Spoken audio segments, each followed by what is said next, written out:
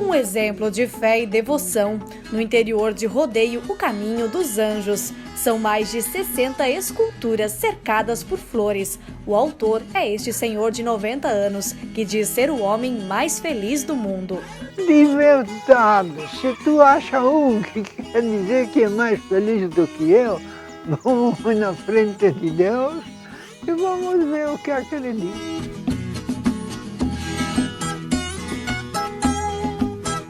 Belezas naturais, história, informação, sabores. Seja muito bem-vindo a mais um Vale Agrícola, um programa de agricultor para agricultor. E nesta edição, você também vai ver.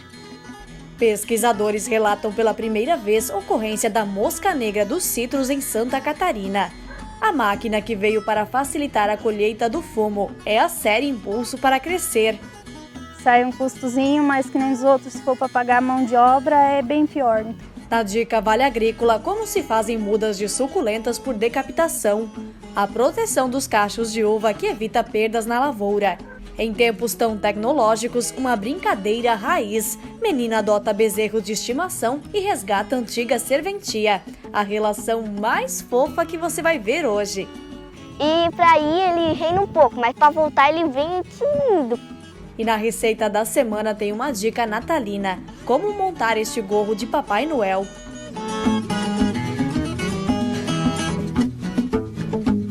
E o chimarrão já está pronto? Pegue sua cuia e fique com a gente. O Vale Agrícola inédito e cheio de informação para você está só começando.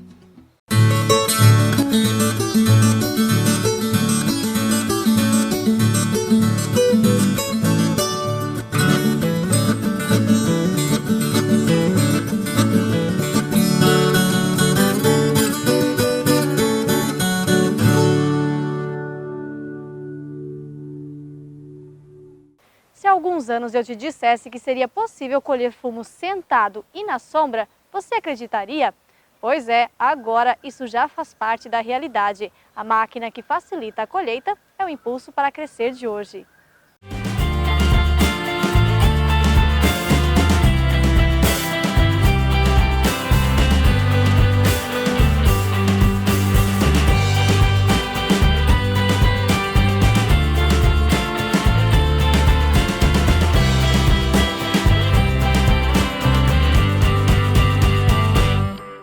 De longe parece até uma tenda ambulante, mas se você ver uma dessas na roça de fumo, pode ter certeza, o trabalho se tornou muito mais fácil. O Fernando e a esposa Roseli, que moram em Chapadão do Lajeado, compraram a máquina no ano passado. Mas como ela chegou no fim da safra, é nesta temporada que o serviço começou a render. Viu a primeira em vídeo no Facebook, coisa, a gente se interessou, né, para facilitar a mão de obra, né? Nós já trabalhávamos sozinhos, nós 5, né? Daí a gente era muito sofrido, né? Daí assim fomos para facilitar um pouco a colheita, né? Agora sombra, até uma garoa, se der uma garoa a gente está protegido também, melhorou tudo. O motor é igual de carro, câmbio de 5 marchas, embreagem, freio. A capacidade de fábrica era para 3 passageiros, mas o Fernando adaptou mais um assento e todos eles podem ser regulados individualmente. Todos eles daí vai para o lado, né, para se aproximar mais do pé de fumo, né, ou distanciar, né, e a regulagem de altura, né. Para colher baixeira, a gente bota assim, né, conforme vai subindo no pé, e vai subindo o banco, né, até chegar na ponta, fica bem alto. A máquina funciona ainda com o sistema de cintas. Daí as cintas, a gente deixa elas penduradas aqui e enche, né, aí só coloca, pega e coloca ela aqui, né, nos ganchinhos. E a hora que encheu da altura, só pega, amarra e coloca para frente. Cabe 19, né? 20, né? 20 cintas daquela aqui em cima. Aqui. Vai 6 cintos desse para uma tarimba. Acabou as dores nas costas. Não, é muito bom, a gente não precisa voltar carregando fumo, a gente só colhe, coloca aqui, chega na estrada, a gente descarrega, põe no trator. E se fosse manual, a gente teria que voltar recolhendo tudo pelo carreiro afora. Então acaba economizando tempo e reduzindo os esforços. As cintas garantem mais firmeza no molho de fumo, o que gera mais praticidade na hora de carregar e principalmente mais organização. 6 cintas dessas enchem uma grade na estufa de folha solta. O gasto com combustível é baixo, cerca de 6 litros de óleo diesel por estufada. A máquina tem ainda mais uma função, serve como pulverizador. Aqui as 3 saídas para passar antibroto, Premium Plus, pé por pé, né? Engata as mangueiras aqui, vê os registros que abre e fecha. Aqui em cima fica a bombinha para chupar o veneno. Daí aqui dentro aqui fica um tambor de 200 litros aqui. Daí só aciona ela aqui, né, para ligar.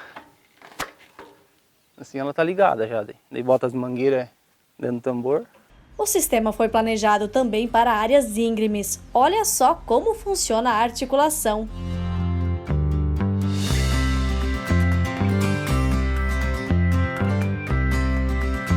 Não, ela trabalha super no nível. Ela pende, mas a gente não. A gente trabalha tudo tranquilo no nível. E hoje vai ter uma funcionária extra por aqui para testar como é que funciona, né?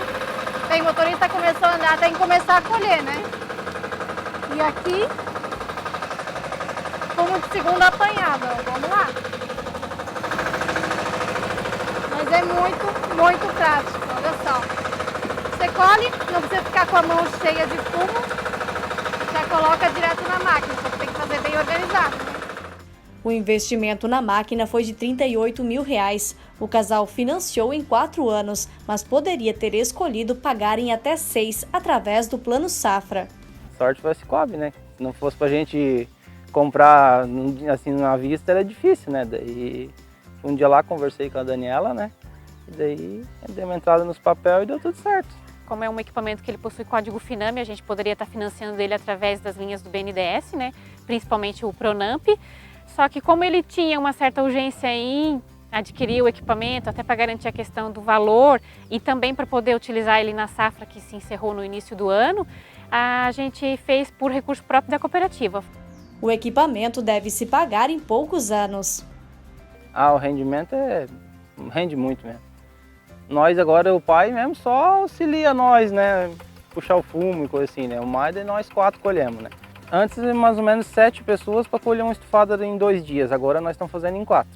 Sai um custozinho, mas que nem os outros, se for para pagar a mão de obra, é bem pior. Então, assim a gente trabalha sossegado, descansado, mais tranquilo. Chega de noite, a gente não tá com aquela dor toda, é bem mais tranquilo.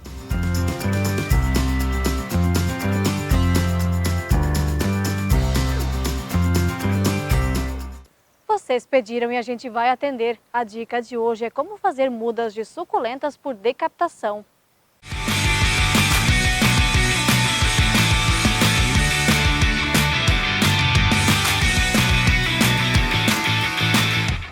Oi, gente!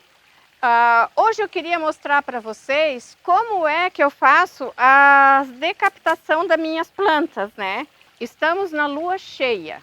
Melhor período para fazer essa decaptação e para a gente ter resultado com mudinhas no tronco.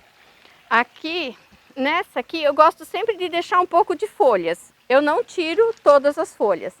Coloco a faca onde ela couber e faço a força para fazer o corte, ó. Sempre com muito cuidado. Uma folha ou outra a gente vai acabar machucando, mas faz parte. Ó, tirei a cabeça. Aqui agora eu tiro um pouco das folhas, só para eu ter um pequeno tronquinho, não preciso deixar um tronco grande. Isso aqui já é que chega, né? Tem que deixar ela sem plantar, que aqui tem toda a umidade para cicatrizar 2, 3 dias principalmente, senão ela vai apodrecer.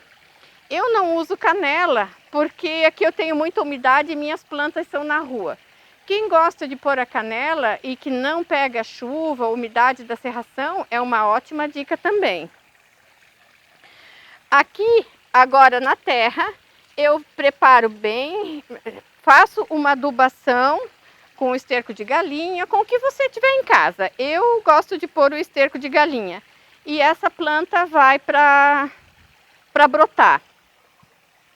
Aqui já é exemplos que essas plantas aqui eu fiz no mês passado, na lua cheia do mês passado. Olha só o resultado, que coisa mais linda. Ali embaixo saindo mais bebês, né? O bebê bem crescido porque a adubação foi feita correta. Se não adubar, cresce também, mas ele vem bem mais fraquinho, né? Olha essa nossa malna verdadeira, gente, cascarânculas. Olha quantos bebês ela tá dando, né? Lá embaixo nas folhinhas, vamos ver ó, os escondidinhos. Que coisa mais linda, né? O resultado é maravilhoso. E a hora de tirar os bebês é quando eles já alcançarem ó, uns 3 centímetros de altura na mudinha. Essa aqui já é uma muda um pouquinho mais velha, ela já tem 2 meses. Então eu tirei agora, também já está secando para ir para o vaso. Outra coisa, toda suculenta pode ser decapitada, né? A que for em forma de roseta, ela deu um caulezinho, ela cresceu a mais do que era, que é a rosa baixa, bonita, você pode decapitar, né? Os calanchoes, independente daí, esses são feito o corte também de proliferação de muda. Então, praticamente, toda suculenta é feita a decapitação para conseguir mais mudas. Aqui é uma planta que eu já decapitei há 3 dias. Olha como ela está seca, bonita.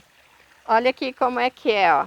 Essa é a que eu fiz hoje e essa aqui curada. Ela tem uma cor diferente. Aqui onde eu tirei as folhinhas também. É só plantar. Agora preparamos a terra e você só encosta ela e deixa a natureza falar que ela vai soltar as raizinhas.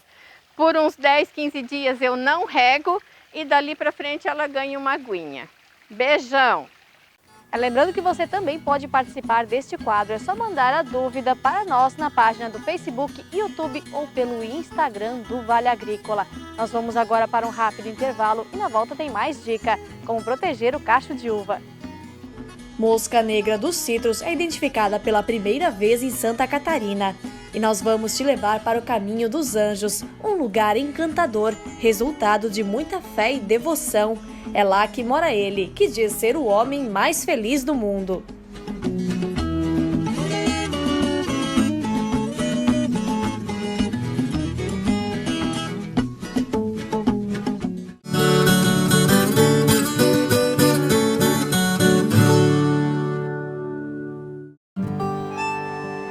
A vida no campo não é como a vida na cidade.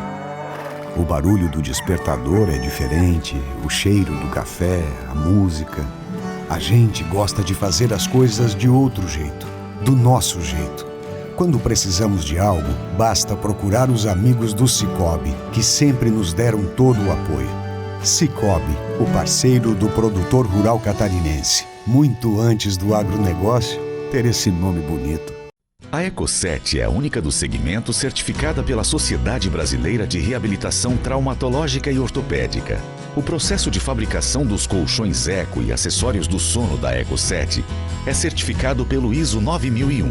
Produzimos alta tecnologia para preservar seu maior patrimônio, sua saúde. Diga sim à vida, conforto e cuidados com sua saúde e bem-estar. Colchões Eco7, sinônimo de longevidade.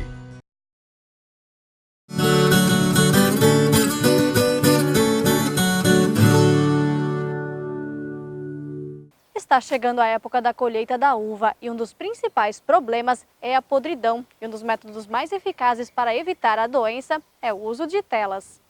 Olá pessoal, estamos aqui na propriedade então do seu Francisco Provence, na linha São José Caibi. Como vocês podem ver, a uva está começando um momento de maturação. E esse é um momento crítico para o controle de insetos e algumas pragas. Então nós vamos mostrar hoje um uso de uma tala-garça, uma proteção natural, onde os insetos, principalmente abelhas, vespas e mariposas, elas não conseguem atacar essa uva. Então com isso o que a gente consegue? A gente consegue fazer com que essa uva tenha uma maturação uniforme, ficando por um período maior a campo. Então com isso o nosso agricultor ganha mais tempo de colheita, podendo então oferecer aos nossos consumidores uma uva por um período prolongado e com a qualidade desde o início até o fim da colheita.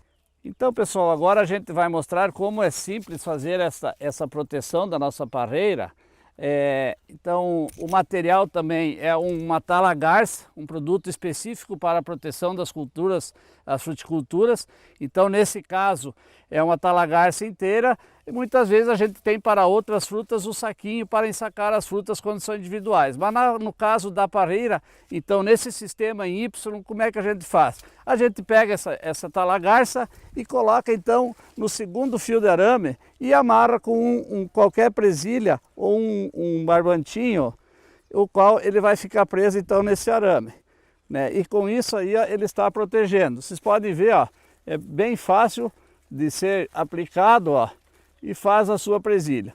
Como ele vai ficar aberto aqui embaixo, o que a gente faz? Pega também e fecha um pouquinho aqui, ó.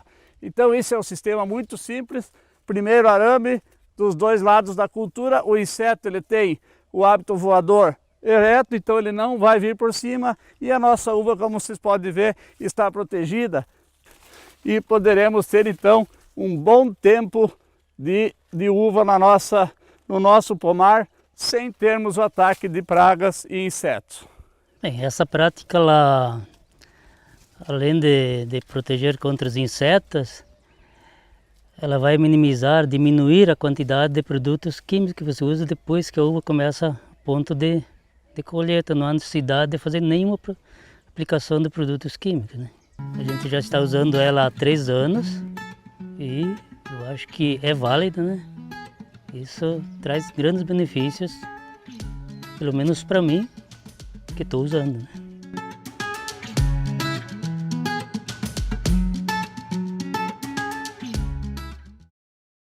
Nesta semana, os pesquisadores da EPAGRE registraram uma ocorrência inédita em Santa Catarina de uma praga dos citros. A mosca negra suga a seiva da planta, que leva ao seu enfraquecimento. As infestações do inseto podem resultar em perdas de produção, redução da qualidade dos frutos e aumento de custos de produção em função de eventuais pulverizações. Esta é a primeira vez que este inseto é registrado no estado. Foi encontrado infestando de forma relativamente severa um pomar doméstico de citros, no município de Coronel Freitas, em abril de 2019. Foram verificados tanto adultos como ninfas e também ovos desse inseto incidido em brotações de citros, né? Em laranjeira e também plantas de tangerineira. Os adultos dessa espécie eles se caracterizam por possuir um corpo avermelhado e as asas negras com pequenos detalhes brancos, né, na sua asa. E as ninfas, elas têm uma coloração preta e com o passar dos dias eles desenvolvem alguns espinhos. E a fase de ovo, ela é bastante característica, pois os ovos possuem uma coloração amarelada e são depositados em forma de espiral. Segundo o pesquisador, o inseto foi registrado pela primeira vez no país em 2001 no Pará e ao longo dos anos se espalhou pelos outros estados. Com o registro em Santa Catarina, apenas Acre, Distrito Federal e Rio Grande do Sul seguem sem registro de infestação. Além de atacar os brotos, a mosca causa outra doença indireta nas plantas, a fumagina, que é um fungo que se desenvolve sobre os excrementos desse inseto. Então, essa fumagina, ela se incidindo em folhas, causa uma redução da fotossíntese e em frutos causa um dano estético, né, sobre frutos, o que inviabiliza a comercialização. Segundo a literatura sobre o inseto, as perdas na produção podem ir de 20% a 80%, dependendo do grau de infestação. Segundo o pesquisador, não há motivo para grandes preocupações, mas é preciso ficar alerta. Então é muito importante, frente à ocorrência dessa praga pela primeira vez, a gente monitorar a ocorrência dela no estado, nas principais regiões produtoras de citros. Vamos ver se ela vai se disseminar do oeste para outras regiões.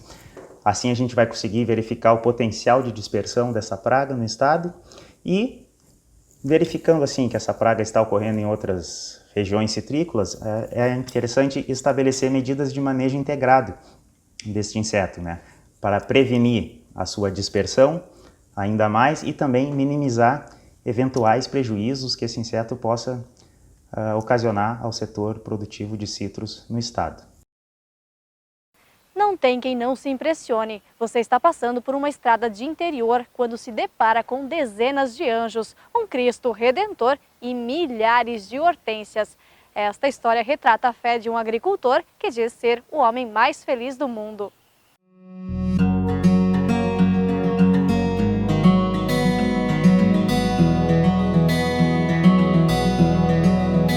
Estamos na Terra, mas com certeza bem mais perto do céu.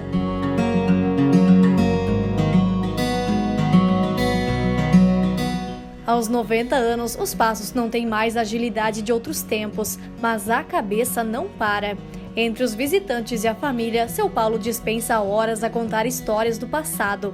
Apesar de ter viajado o mundo, este daqui é o lugar preferido na Terra. Com muito amor de agradar a Deus. Muito. A história é curiosa. Quando tinha 33 anos com 3 filhos pequenos, seu Paulo ficou doente, de cama. Foi a primeira vez que leu a Bíblia. A Bíblia eu li 1 ano e meio. Imagina. Porque não tinha nada a fazer, então comecei a ler a Bíblia. E a Bíblia de Ubuntu. Olha, quem escreveu a Bíblia não é um particular, não. É dom de Deus. Inspirado pelo conhecimento, o agricultor juntou dinheiro e viajou o mundo, refazendo os passos do mártir da Igreja Católica. Rio Jordão, Belém, Jerusalém. Na volta, decidiu criar em Rodeio um pequeno paraíso.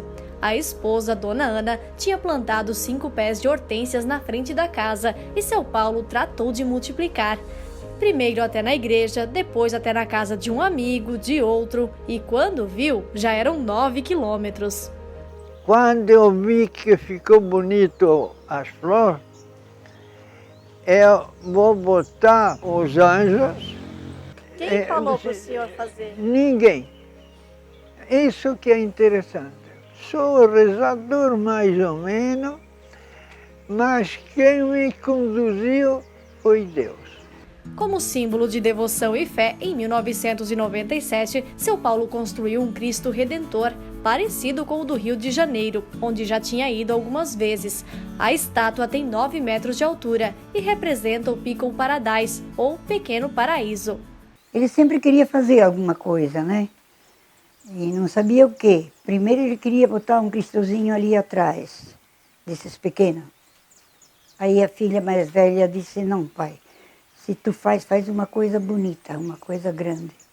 Então ele mandou fazer esse ali. Imagina que fui 7 vezes no Corcovado. Então Deus me mandou um Corcovado aqui sem levar lá para o Rio de Janeiro. Mesmo depois de todo feito, seu Paulo ainda queria mais, construir aqui uma verdadeira porta do paraíso. Chegou a ir até Brasília atrás de autorização para colocar aqui um portal de cerca de 30 metros, mas não conseguiu. Agora ele diz que recebeu um recado do próprio Deus de que não é necessário. Mandar uma mulher dizendo que a porta é divina, né? E quando Deus diz que não dá, não dá. Daqui nós vamos entrar se tem paraíso. Deus sabe o que faz. O italiano tem um provérbio que diz assim, não casca na folha se Dio não voia. Né? Então nenhuma folha se move se não é por vontade de Deus. A porta não saiu do papel, mas os anjos foram aumentando. Esta composição do cenário é de deixar turistas admirados. São 64 anjos ao todo, feitos de cimento, no tamanho de uma pessoa. Saiu o primeiro anjo em madeira, depois foi desenvolvida uma forma e através da forma foram feitos os anjos. Os primeiros 9 foram feitos de fibra e o resto nós mesmos fomos fazendo de concreto, instalando. Ele com a filha e uma sobrinha minha que ajudou, eu modelei os cabelos e fomos indo. E a gente preserva isso como um bem da família, uma ideia genial do meu pai.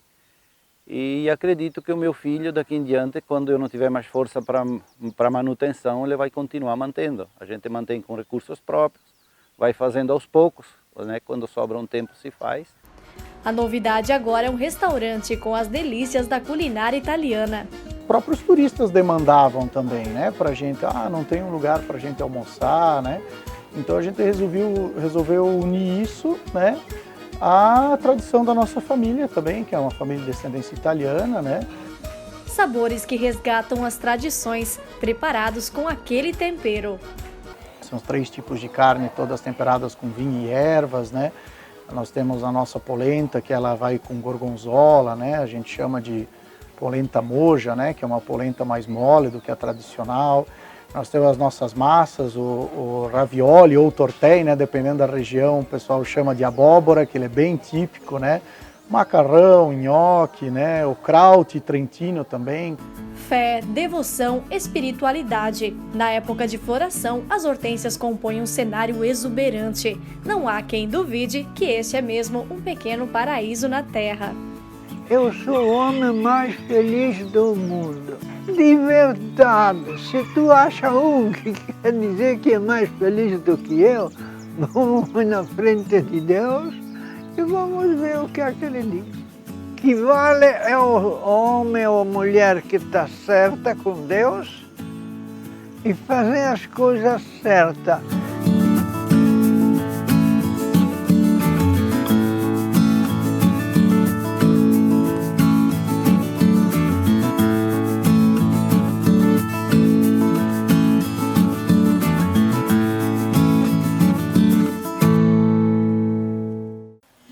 É uma história emocionante e inspiradora. Um grande abraço para o seu Paulo e toda a família Notari e também o pessoal de rodeio que sempre acompanha a gente por aqui. Nós vamos agora para um rápido intervalo e na volta tem mais história. É o bezerrinho Pascoal e a vida mansa que ele leva. O bezerrinho é o xodó da Anara, que agora está ensinando ele, digamos assim, uma antiga serventia. E tem a dica de como montar este cupcake em ritmo natalino.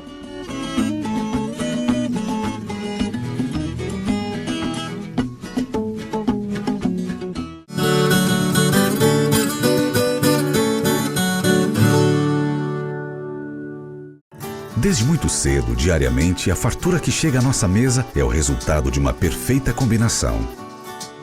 O trabalho do homem do campo e a excelência em nutrição animal das rações Cravil. Produtos desenvolvidos com ingredientes selecionados do campo, alta tecnologia e experiência de mais de 40 anos de quem se preocupa com o resultado final. Um plantel produtivo e saudável. Rações Cravil. Tecnologia conquistando resultados. Em 1984, surgiu uma empresa preocupada em fornecer aos agricultores sementes de cebola de qualidade. Há 4 décadas, a Lotário vem investindo em tecnologia que traz mais sanidade e desenvolvimento para quem sabe que qualidade é fundamental. Sementes Lotário, o nome de força em sementes de cebola.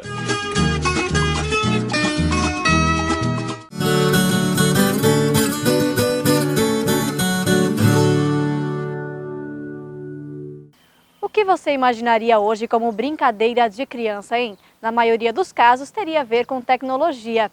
Mas lá em Pouso Redondo, a história é bem diferente. O xodó é um bezerro.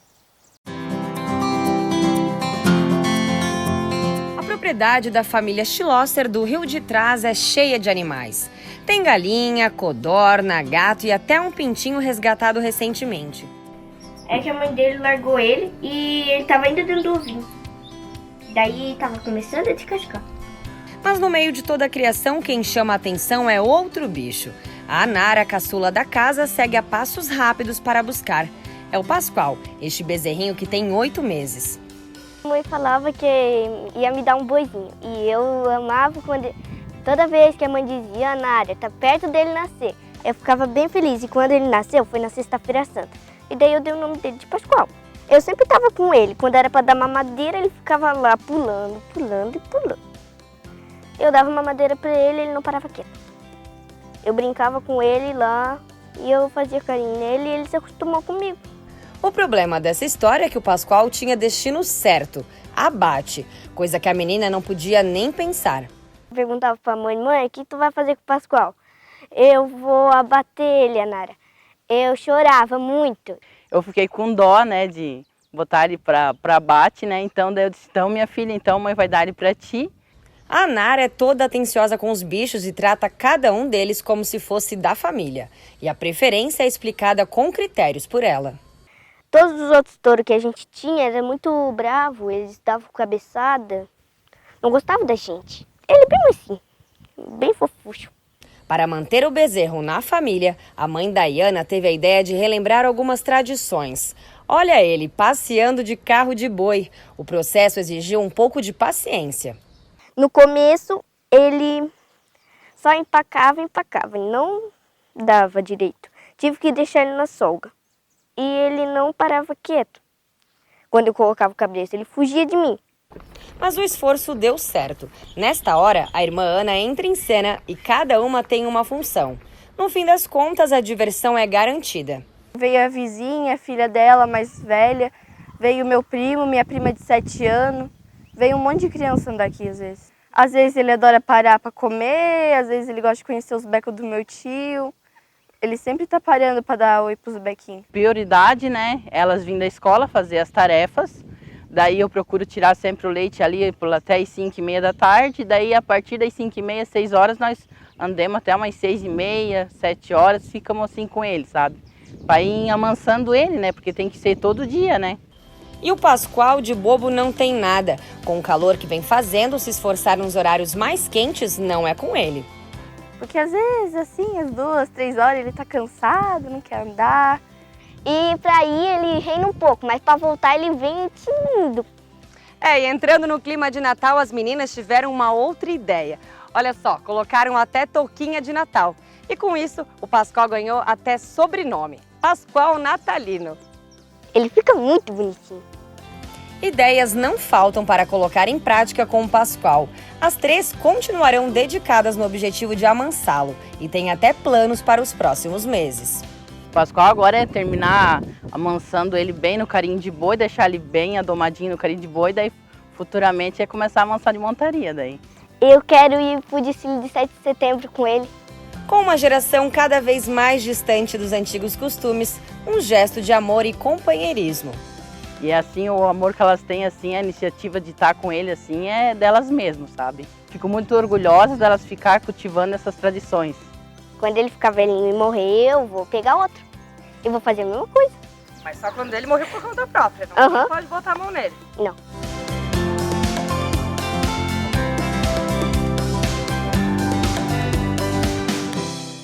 Que fofura esses dois e que bonito ver a pureza dessa relação. E agora vamos à receita de hoje, que é mais uma dica, como preparar um cupcake em formato de gorro de Papai Noel.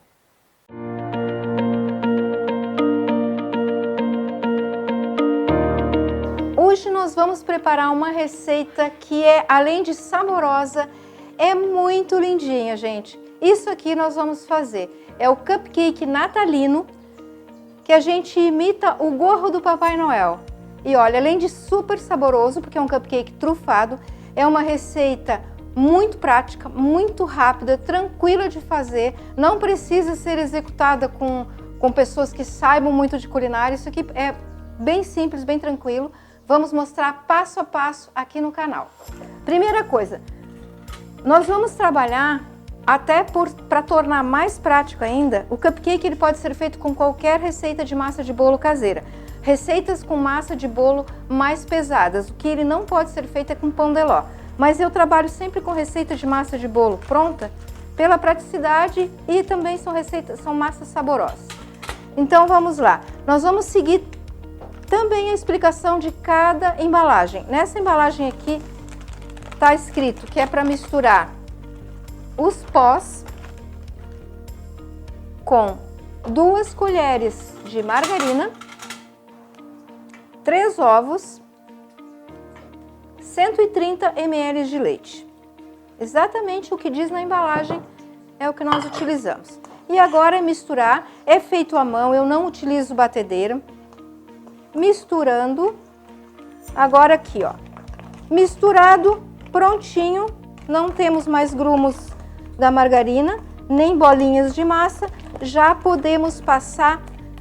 Do que nós vamos fazer? Eu tenho essa máquina aqui, que é uma máquina elétrica própria para cupcake. Aqui estão as forminhas de papel, também tem que ser forminha própria, forneável ou que suporte calor, mas vocês em casa podem fazer. Eu até deixei aqui para vocês verem. Pode ser feito nesta forma, lembrando sempre que tem que colocar a massa aqui dentro e não só aqui. Ou nessas forminhas de silicone, que também tem que colocar a forminha própria para cupcake. Eu coloco em torno de meia forminha, um pouquinho mais de massa. Essa é a quantidade ideal. Com as 7 forminhas cheias, vamos passar então para a máquina elétrica. Agora é só fechar a máquina e esperar 5 minutinhos que o nosso cupcake vai estar pronto.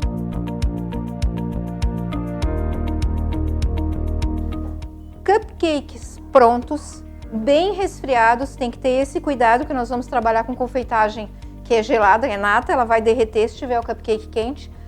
A misturinha trufada está aqui, é super simples de preparar, é só misturar mesmo e misturar à mão. Eu utilizo um bowl desses, bato a nata ali mesmo com um pouquinho de açúcar, porque o que faz a gente perder o ponto da nata é a quantidade de açúcar, então temos que usar o mínimo, e cacau, para que ele fique saboroso e não fique extremamente doce. A massa do bolo já é doce.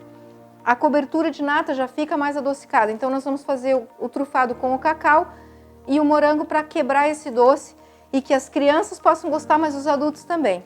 O que eu utilizo para furar o meu cupcake, tanto o maior quanto esse pequeno? É aquele aparelhinho famoso que custa super barato e é de tirar o carocinho do abacaxi, e aqui a gente faz desenhos com frutas. Aí encontra em qualquer loja de produtos, desses produtos de utilidades domésticas. Eu giro ele, como ele é dentado, ó, eu giro, fica assim, ó.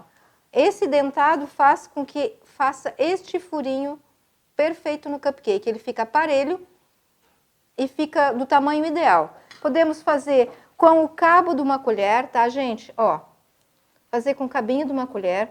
Como o cupcake ele é uma massa macia, a gente faz e retira. Isso aqui não vai aparecer. Pode utilizar uma faca, como vocês queiram. Após feito isso, nós vamos trufar, então, para seguir na confeitagem. Aqui um saquinho de celofane comum, eu vou cortar a ponta, para que fique mais prático colocar o recheio. E ó, prontinho. Agora o próximo passo. Nós vamos colocar o morango em cima, para que esse morango pareça o gorrinho do Papai Noel. Então, como é que eu faço essa parte, então, da confeitagem? Aqui eu tenho nata. Aqui deve ter em torno de meia xícara de nata. Eu vou colocar uma ponta de colher de açúcar. Só isso, nada além disso. E um pouquinho de essência de baunilha. Eu uso essência de baunilha branca para que fique bem clarinho. E aqui agora a gente bate até que dê ponto. Rapidinho a nata já vai dar ponto. Bateu um pouquinho, leva para gelar, bate mais um pouquinho, leva para gelar, em seguida a nata dá ponto. Certo, gente? É esse ponto aqui. Pronta a nossa cobertura, nós vamos para a finalização do nosso cupcake natalino. Aqui o saco de confeitar, com um bico que vocês podem ter, um bico no estilo pitanga. Vamos lá, então, com a nossa nata batida, colocar no pacote. Gente, vocês podem fazer isso com um pacotinho, só um pacotinho como aquele que eu usei para o trufado, um pacotinho simples, um saquinho, só que ele tem que ser mais firme, não precisa nem ter bico. Eu utilizo porque eu já tenho em casa isso aqui, mas não há necessidade de ter esse material para vocês fazerem. Agora, gente, vamos para o nosso enfeite. Pega o cupcake na mão e tem dois jeitos de fazer. Ou a gente faz com pitanguinhas ao redor, imitando aquela partezinha branca do gorro do Papai Noel e em cima, ou a gente faz como se fosse assim, ó, mais grossinho de nata, e aqui tá finalizado o nosso cupcake natalino.